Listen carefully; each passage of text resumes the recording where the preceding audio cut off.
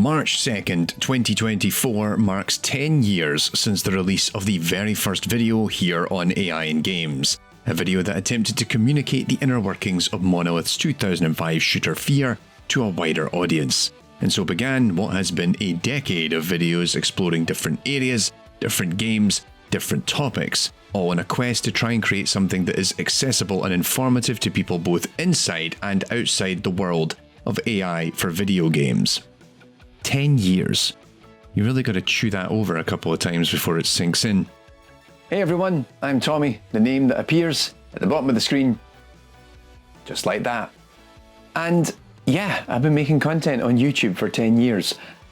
That's not a sentence I ever thought I'd say out loud.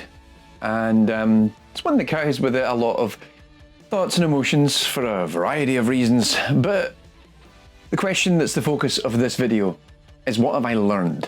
I mean, clearly I learned to make better videos. It's safe to say my more recent releases look a little less shonky than they did back in 2014. But critically, what have I learned about a subject that I've dedicated more or less a decade of my life towards?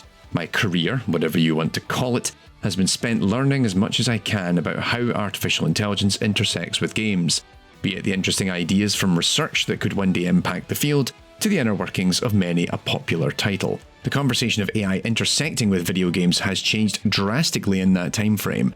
In 2014, AI research in games was still something of a niche, with superpowered deep learning systems training to beat popular online games a fantasy at best. In fact, the term deep learning had only become normalized in AI 2 years prior. Meanwhile, right now in 2024, we see generative AI making its mark in the industry, both for good and ill. So for this special 10-year anniversary video, I wanted to look back on this past decade and reflect on what I've learned from this space, be it in terms of game development, research, and much more besides. Then, I don't know, hopefully something I say along the way will also prove of value to all you out there as well. So while the things I've learned I'll list in a moment, I'd argue the biggest thing I've gained from all this is a shift in perspective. It's important to give context to what my life looked like when that original video launched. I was just over a year into my first job in academia. I was hired to my first university position as a lecturer, originally with the intent to teach computer science, while also conducting some AI research in games, given that was my academic, my research background when I was in grad school. I got that job in 2012, and within 12 months of being on the job, I was not only teaching in the department's games programming degree, I was running it. I was actually responsible for leading it and ensuring it was successful. And that was a situation that arose given I was increasingly critical of how mismanaged the course was. And I genuinely think what happened was that the upper management thought, well, you know what, if he's going to keep running his mouth like this, we're just going to give him the job and then, see if he will sink or swim. And so, yeah, within less than 9 months, if I remember correctly, of joining that position as a lecturer, I was now in the thick of it and responsible for running a course that had around 140 students on it. I would have been around 28 years old, I believe, when I took over the course. And I genuinely wanted to do well by the students that were on it. It was a huge responsibility as far as I was concerned, and I took it very, very seriously, but I was also somewhat terrified by it. Critically, I was highly aware of my own limited knowledge of the subject I was trying to teach.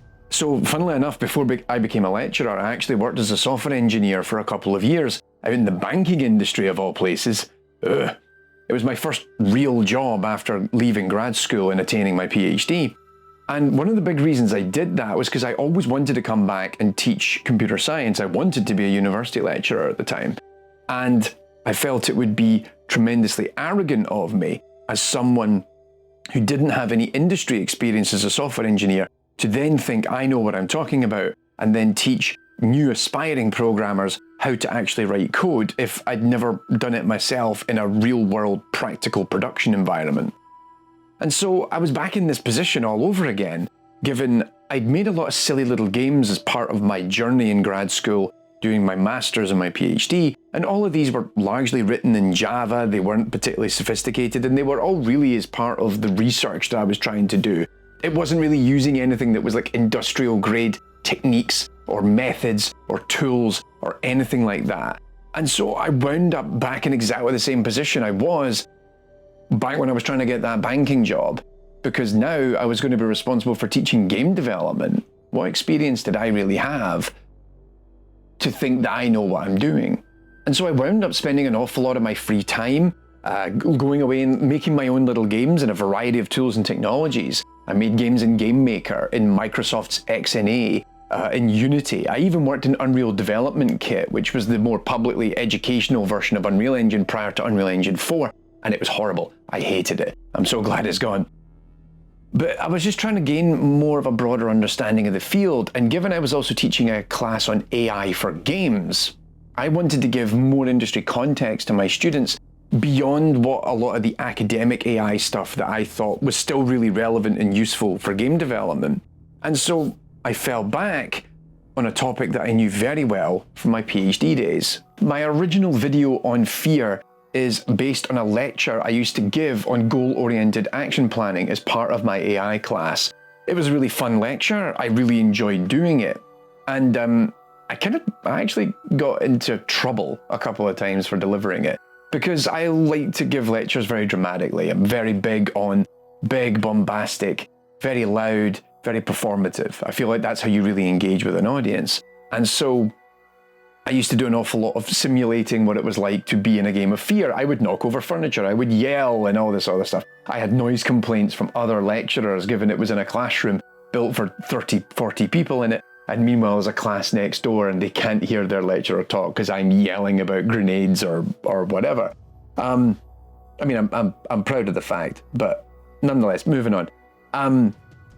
I felt what I was doing was quite limited because I could only really dedicate so much of my course syllabus to looking at a handful of games. And so I thought it'd be really cool to have a mechanism to allow me to store or keep that dramatization, that performance, that breakdown of the AI of F.E.A.R, and then I could go and look at other games.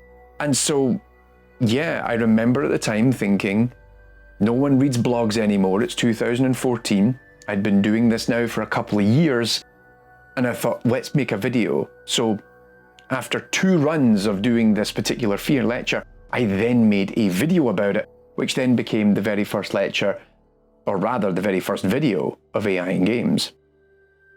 And it's important to really to recognize that, because if you go back and watch that video, I'm not really prepared for what I'm doing. The video isn't scripted. I'm kind of umming and ahhing a lot more because I'm kind of making it up as I go based on how I would actually deliver a lecture. I mean, even the name AI in games didn't appear on that original video. I never really went out with the intent to be in this situation that I'm in now.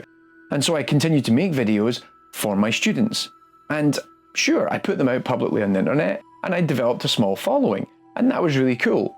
But I didn't really think much of it, the idea that somehow it would still be going 10 years later. And critically, the channel only had around 3,000 subscribers, I think, after its first 3 years, which was something I was very happy with and I was very content with because I'd built a little small audience.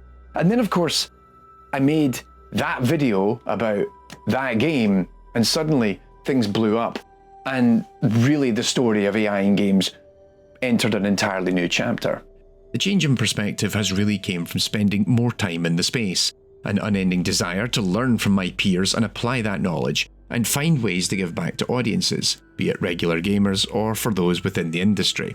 I started out on the outside looking in, an academic trying to teach game development when I had little knowledge or experience of how it's actually done.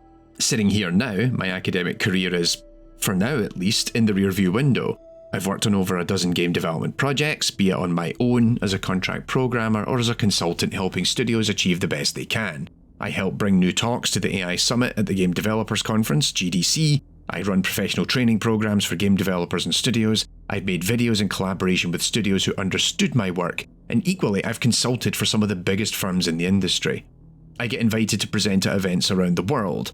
While I still sometimes feel like I'm on the outside looking in, given my YouTube work is a sort of weird type of investigative journalism, I guess, my work life is very much the opposite, and I'm immensely grateful for it. what started as both a passion project, both to support my students and give me an excuse to dig into how AI is utilised across the broader games industry, has now transformed into something much larger. I mean, there's 200,000 people subscribed to this YouTube channel. That's insane. And some of you are actually watching this video and even enjoying it. Like, I have to say, it's had a massive influence on me, on my life, on my work, how I approach the field, and truth be told, it's done immeasurable damage to my Scottish accent as I go out of my way to try and make sure that you lot all understand me. So anyway, what did I actually learn? Let's dig into it some more. I think it's safe to say that making games is difficult. I always knew it must be hard to get it over the finish line, but now, having shipped games myself and dug into the complexities of large-scale productions, I'm honestly surprised that games ever get released. The one thing to appreciate is every little thing that players pick up on is often a much bigger issue in the back end. Decisions get made that can make or break a game, and sometimes the ramifications are not immediately apparent. I always get annoyed at the lazy developer argument that bounces around social media. I can guarantee you the reality is much more nuanced. An issue of a nightmare publisher or game director, restrictive timelines and budgets, tech debt that forces specific decisions or impacts the final product, issues that emerge as the scope of a game either expands without consideration for production realities or shrinks drastically because time is running out. One simple addition or concession made to a game 3 years prior can somehow on the game's release actually work and the audience loves it, or they condemn it forever. Game developers, like humans, differ drastically from one another, be it their background, nationality, race, creed, gender identity, sexual orientation, you name it. They come in all sorts of flavours. Some are great, some not so much. But I've yet to meet any that are lazy. At risk of using a word I detest when discussing game development, they have passion. People don't work in this space for the money, a point all too relevant now in 2024. Hell, I could have made far more money if I stuck it out in the banking industry when I joined it some 15 years ago. People work in games because they want to make great games, but not all games are destined to be great. They are large, unyielding beasts. Even the smallest of projects can become increasingly layered and complex. It takes such a Herculean effort to get a game out the door without it collapsing on start, and sometimes that still happens. But that's sometimes what happens as publishers and the powers that be that write the paychecks dictate when a game goes out the door.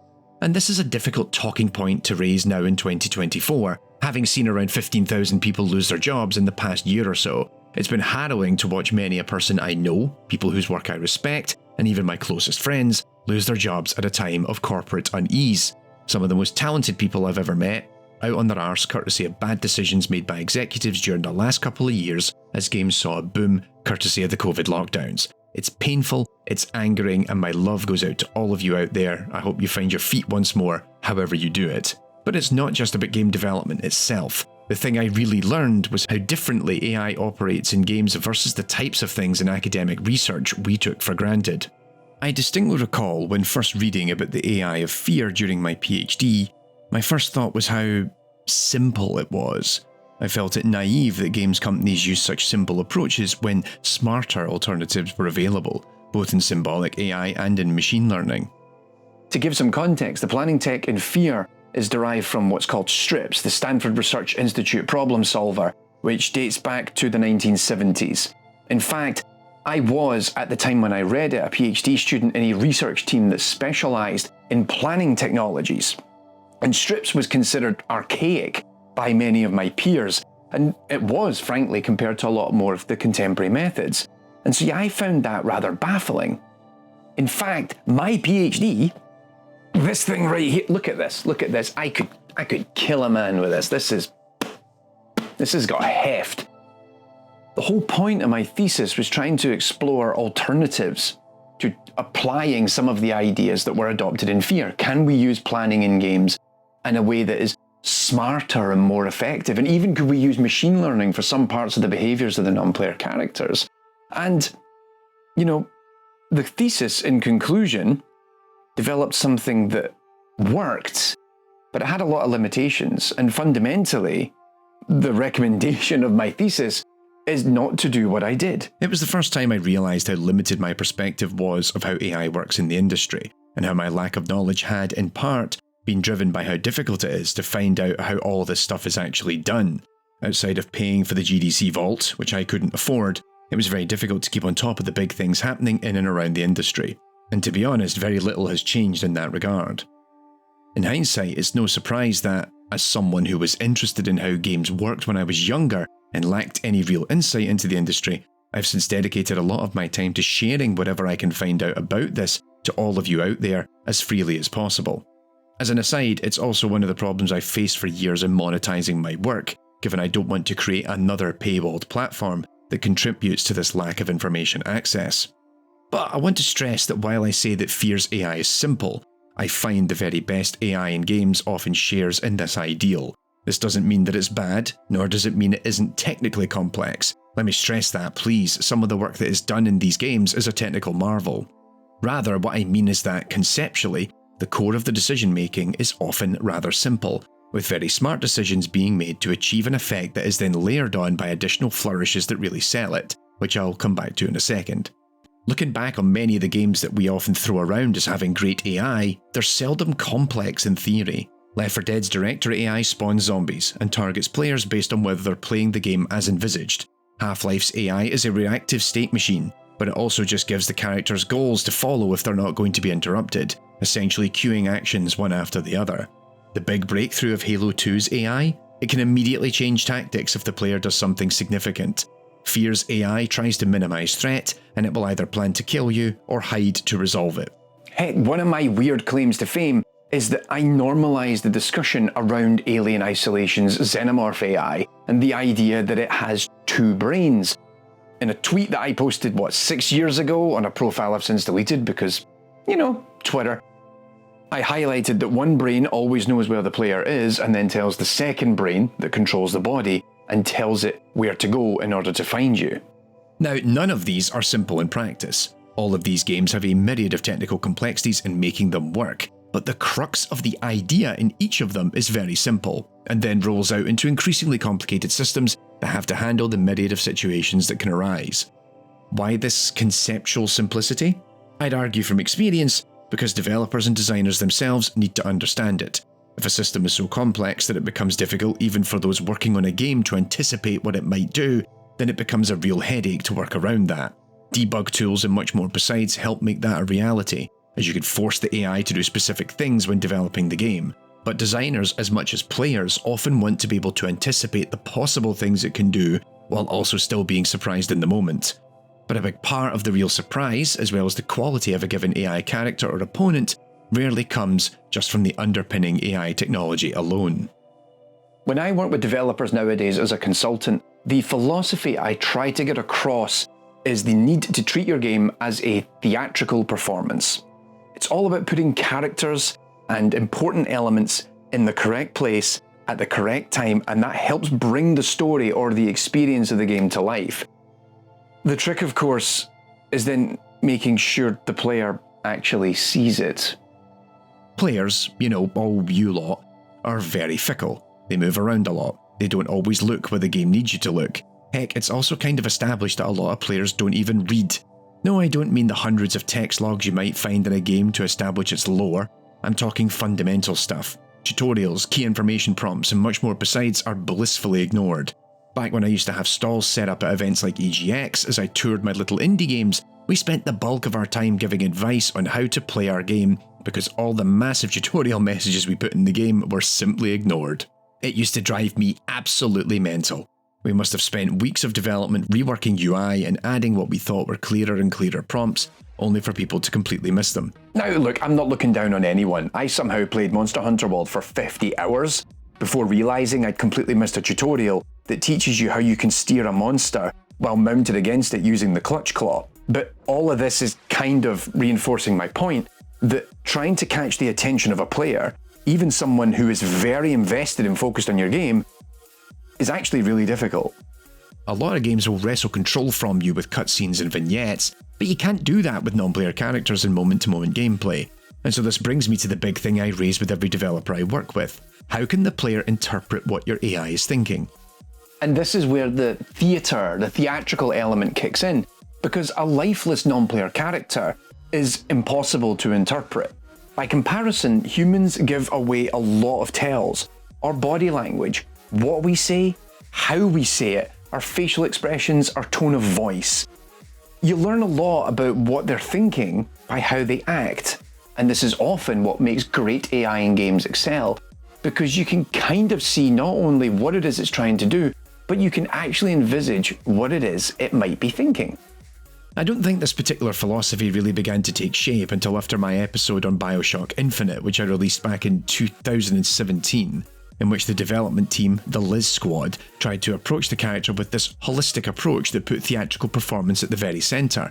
But I've since expanded that thesis into something much broader. For me, the games that really excel in their AI are those that sell me the experience beyond any intelligent decision making. Hearing soldiers cooperate with one another in fear, the body language of thugs in Arkham Asylum as the Batman looms over them, how the music in Left 4 Dead tells me when things are about to go horribly wrong, the tension that builds in The Last of Us Part 2 as a patrol closes in on my hiding spot, the brief look of terror in the eyes of a demon as the Doomslayer smashes their skull into paste, how I can tell how much trouble I'm in based not just on how the xenomorph moves, but the hisses, the snarls, and the turns of its head. These are the things that make AI in a game really shine, and almost all of it isn't coming from the AI programmers. It's from designers, character artists, animators, writers, voice actors, and sound designers. The last thing I wanted to talk about is spinning this around and looking at AI for games in another direction.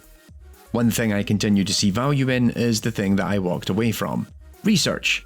I think if anything, the past 10 years has highlighted the value of AI research in games in a variety of different ways. Now, when I talk about AI research, people are often quick to think about the big news stories of DeepMind training AI to play a variety of Atari games, and then of course StarCraft, of OpenAI training bots to learn to play Dota 2.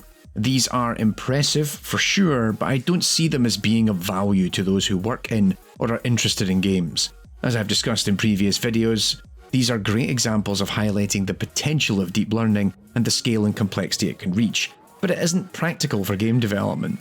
In fact, despite these breakthroughs happening as early as 2013, it took the best part of a decade before deep learning became normalised in the games industry, and quite often in ways that I didn't anticipate. It's funny for me, as someone who used to be a researcher, when, particularly in my grad school days, the conversations happening in academia was often split into two main trains of thought. The first was that games are a great way to learn about how to improve machine learning technologies in particular, and that's largely been proven right. And the second was that machine learning would enable for smarter non-player characters in games and more intelligent opponents. Training neural networks would make for smarter NPCs, and this would just wave into the industry and it would solve so many problems. And in fact, I was part of that group of people who was doing a lot of research in that space and training neural networks to try and solve non-player character problems. And while some of this has actually came to pass, a lot of the arguments for machine learning in games haven't really proven to be the case. What is interesting, however, is to see how machine learning has emerged in a myriad of problem areas across game development. Academic research has had an impact on a lot of that, such as the first real adoption of player analytics conducted by my friends over at the ITU Copenhagen on Tomb Raider Underworld, a topic I made a video about years ago, but also the myriad of problem spaces that academics, like me, were not thinking about. And a big part of that was a lack of knowledge of the many challenges faced in development. Now sure, a lot of research in game development nowadays at the likes of Ubisoft's La Forge or Sony AI is done in collaboration with universities. But for many years, from the perspective of a researcher keen to work with game studios, that seemed like a fantasy. In fact, at one point I spent weeks trying to establish a collaboration between my department at one university and a AAA publisher, both of whom shall remain nameless, and it never materialised despite the best efforts of myself and my friend at said publisher. Now I'd argue that there are three really exciting aspects about research. First, access to studios and their willingness to collaborate is greater than ever before. Many PhD graduates I meet with have worked in collaboration with studios, either on brief internships or as a member of the development team. This helps foster knowledge and communication that I would have killed to have had 20 years ago as I entered grad school. Secondly, as a lot of AI research in academia was increasingly communicated and shared with the wider world, game developers themselves have been able to try out these techniques themselves, and that's led either to new applications emerging, or for ideas that were being floated around academic spaces to be proven to actually work in real-world contexts. From texture upscaling and real-time neural rendering, to the use of motion matching in animation, cheat and toxicity detection in online gaming, and much more. game developers found solutions to things they knew were problems. And it's exciting to see what new developments continue to emerge in the space. There is still so much potential for machine learning to be applied in games, be it with deep learning or generative models, and hopefully it will be achieved in ways that are practical for the business and, more importantly, for the developers. But I think it's worth saying here that academic research isn't beholden to industry relevance. Research shouldn't be applied solely because it needs to address some sort of industry need. Research should exist to allow us to expand our collective knowledge on a subject. Sometimes we need to do dumb and kind of silly research projects because it's those dumb and silly research projects that lead us to coming up with more interesting questions to subsequently try and solve. After all, research isn't just about finding out the right answers, it's also about identifying the wrong ones as well. Experimentation and, frankly, failure is an important part of research, and the opportunity to experiment and do weird and wonderful things. And this leads to the third and final aspect. For me, what is perhaps the most exciting thing about the field nowadays is that we have normalized the idea that conducting research in games is a good thing. My first games research project started in 2004, and at that time the field of AI research interested in games was very small. In fact, it was only a few years prior, in 2001, that a paper published by John Laird and Michael Van Lent in the AI magazine for AAAI, an academic research publisher called the American Association of Artificial Intelligence, had advocated for the use of video games as a research platform. At the time, myself and my peers had to be careful when writing papers not to use the term game all too often. The games I built for my projects were referred to as simulations or serious games, and I had to be mindful when I tried to publish my academic papers, for fear of being dismissed for conducting pointless, frivolous research. Fast forward to today, and I now attend events and regularly meet new students who are supervised by professors who started their journey at the same time as I was. I am no longer a researcher, and to be honest, I wasn't a particularly good one in my opinion, but I feel a kinship with these people, because I've been through that journey, and the new generation is so exciting.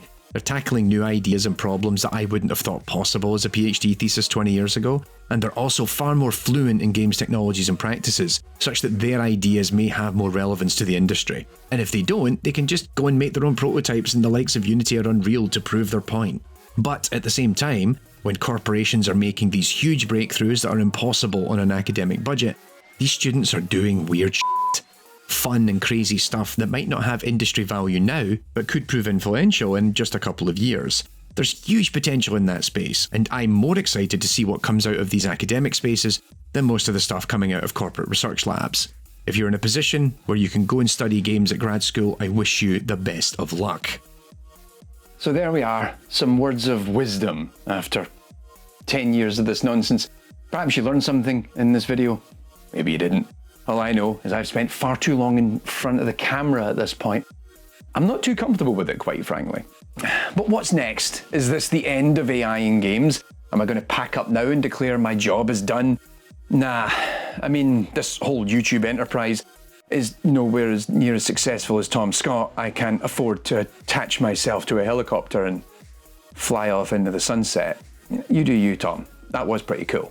So yes, AI in games will continue, and frankly I feel like there's still so much to talk about. As I said earlier, AI in the video games industry has changed so much since that very first episode, and there's still so many topics to explore, of games to dive into, and, well, there's a lot of people out there peddling snake oil in the AI field these days. There's a lot of nonsense being talked about when it comes to AI for video games at the moment, and I feel like I need to stick around and be, I don't know, almost the voice of reason as they all run off and find something else to be excited about. You know, I kind of miss when NFTs were the big grift.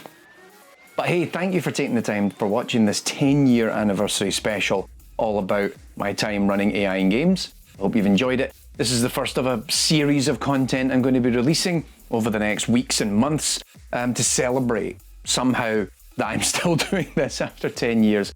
We've got retrospectives, we've got some big games being explored in the main show, and also I'll be back in front of the camera to talk about predictions of how I think AI will change and evolve over the next 10 years in the industry, and also talking about my favourite episodes that I've made over the period.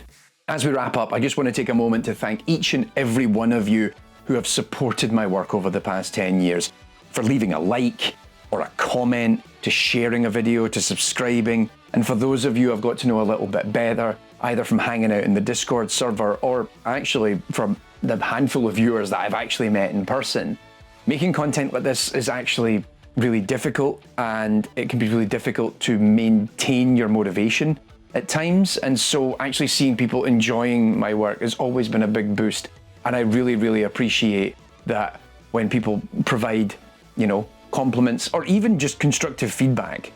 Sometimes actually constructive feedback goes a long way in helping me figure out how to make this content better with each and every new video that I make. A special thanks, of course, as well to all the developers who I've reached out to collaborate on episodes, as well as the researchers as well. Those who have hired me to work for them off the back of this YouTube enterprise, or simply just offered words of encouragement behind the scenes, especially for devs who reached out because I made a video about a game that they worked on. Believe me, nothing is more terrifying when you get an email that says, "Hi, we watched your video about our game," and then you're waiting to see what the next sentence says. Thankfully, everyone's been very, very polite and kind and positive about it, but I'm waiting for one day where I royally f it up. Oh, and before I forget, a thank you to all my Scottish friends out there who don't just watch my videos, but, continue to ridicule me about my accent in each and every release that I make. I know I sound like a bell end, but if I didn't make the effort and go on Radio Scotland, this lot would never understand anything I'm saying in any of the videos I make, would they? You're damned if you do and you're damned if you didn't, if you know what I mean. That's my head in. Aye, slanger, you shower of. Special thank you to my partner, who will remain anonymous, and to my family, who've also supported me in every step of this dumb idea. And finally, a huge thank you to everyone who has sponsored and crowdfunded the channel over the years, be it over on Patreon, on YouTube, on Twitch, or on Substack. Making these videos takes a lot of time, takes a lot of effort, and it doesn't pay anywhere near as well as most people would think. And so without your financial support to make these videos and to allow me to have the time to really invest in these particular stories that I'm trying to tell, AI in Games would have ended a very, very long time ago. And it's thanks to all of these people, whose names you can see on screen right now, because I'm listing every single person who has supported the channel at some point over the last 10 years. Whether you're still with us now or you supported for a period, my heart goes out to you. Thank you all so much. I love y'all. And yeah, I think that's about it. I guess I'll wrap up then. AI in Games will continue, and it wouldn't be possible without you all. Thank you all so much. Stay safe, take care, and I'll be back.